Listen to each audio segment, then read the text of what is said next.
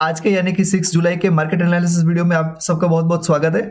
आज हम देखेंगे कि कल क्या हुआ था निफ्टी और बैंक निफ्टी के अंदर, फिर देखेंगे कौन सा सेक्टर अप था और कौन सा डाउन था। एफआईआईडीआई का डेटा देखेंगे, फेड के अंदर जो मिनट्स निकल करके आई उसमें क्या हुआ था, और फैक्ट्री ऑर्डर्स करके कुछ मिला है उसमें क्या है। चाइना से रिलेटेड न्यूज को देखना होगा, यूरोप का डेटा समझेंगे, यूएस इंडेक्स के बारे में डिस्कस करना होगा, इंडियन एडीआर्स में देखेंगे क्या चेंजेस है, ऑयल का डिस्कशन होगा, एसजीएक्स निफ्टी होगा, एचडीएफसी से रिलेटेड एक दो न्यूज निकल करके आ रही है वो समझेंगे, और फाइनली टेक्निकल के साथ हम यहाँ पे खत्म करेंगे। तो चलो बिना टाइम गवाए स्टार्ट करते हैं।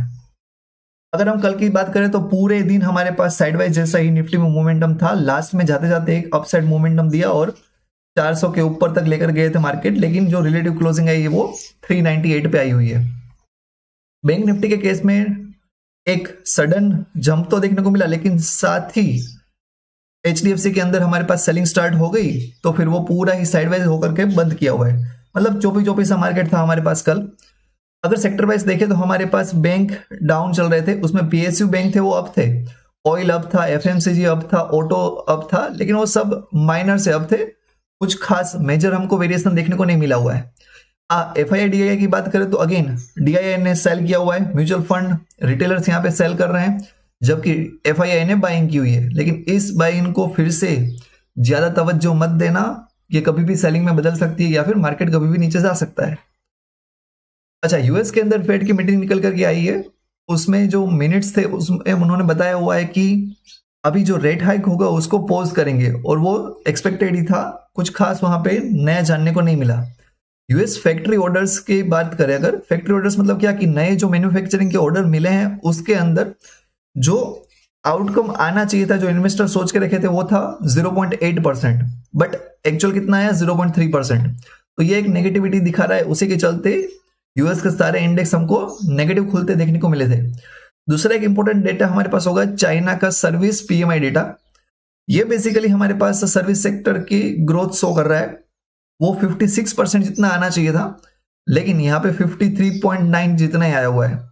तो यहाँ पे जो डिक्रीमेंट देखने को मिला 56% नहीं, सॉरी 56.2 उसका डेटा आना चाहिए था, उसकी जगह पे 53.9 आया हुआ है। तो ये एक अगेन नेगेटिविटी थी जो यूएस मार्केट में हमको देखने को मिली। यूरोप की अगर बात करें तो वहां पे इंग्लैंड के अंदर 1% की गिरावट, यूरोप के अंदर ओवरऑल देखने जाओ तो 0.6 से लेकर के 8%, 0.8% जितना सब में गिरावट देखने को मिली है।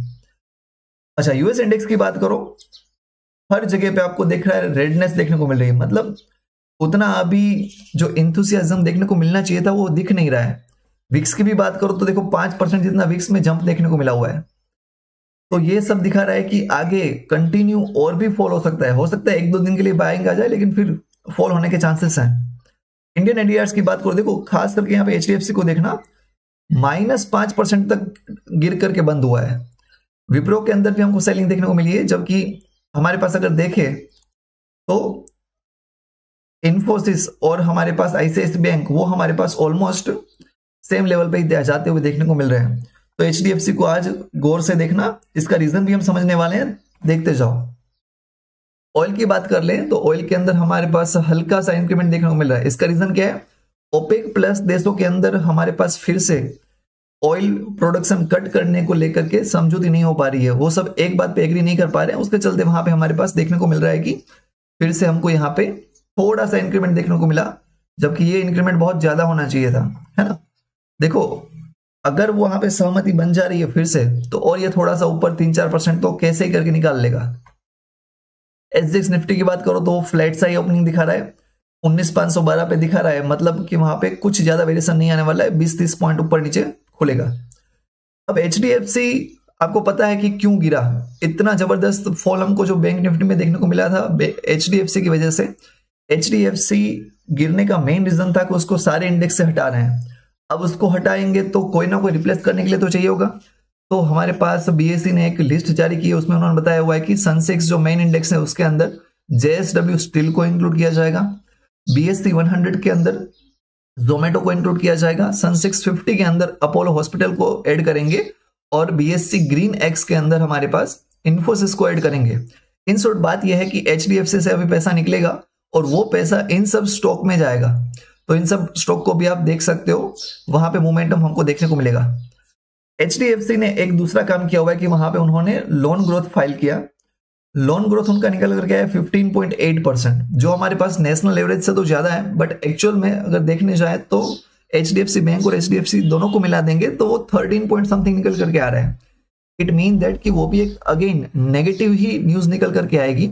उसी के चलते हमको यूएस के अंदर 5% जितना माइनस देखने को मिला था। अब देख लेते हैं टेक्निकल्स के बारे में। तो देखो बैंक निफ्टी अभी यहाँ पे पोज ले रहा है, तो अगेन यहाँ पे सेलिंग नहीं बनता है। देखा आपने कि सेलर ट्राई तो कर रहे हैं लेकिन बायर आकर के मार्केट को फिर ऊपर ही ले करके जा रहे हैं, जबकि बैंक निफ्टी में जो राइट हैंड साइड वाला आपको चार्ट दिख रहा है वहां पे सिनेरी थोड़ा सा अलग है। वीकनेस यहाँ पे हमको ज्यादा देखने को मिल रही है, तो अगर टूटना होगा तो बैंक निफ्टी ज्यादा टूटेगा। HDFC का भी उसको साथ मिल रहा है, जबकि निफ्टी को तो कोई ना कोई बचा ही लेगा। चलो ओपन वाई की बात कर लेते हैं हम यहाँ पे। अगर ध्यान से आप देखोगे तो यहाँ पे भर के कॉल और पुट राइट हुए हैं हर एक लेवल पे। अगर आप ध्यान से देखोगे तो 300 और 500 के बीच में हमारे पास मैक्सिमम ओपन इंटरेस्ट देखने को मिल रहा है। मतलब वो मार्केट को क्या करेंगे, 300 से नीचे नहीं जाने देंगे और 500 से ऊपर नहीं जाने देंगे। पूरा फर्स्ट हाफ में हो सकता है ऐसे ही चला है, उसके बाद कभी भी ब्रेक डाउन या फिर ब्रेकआउट दोनों में से कुछ भी हो सकता है।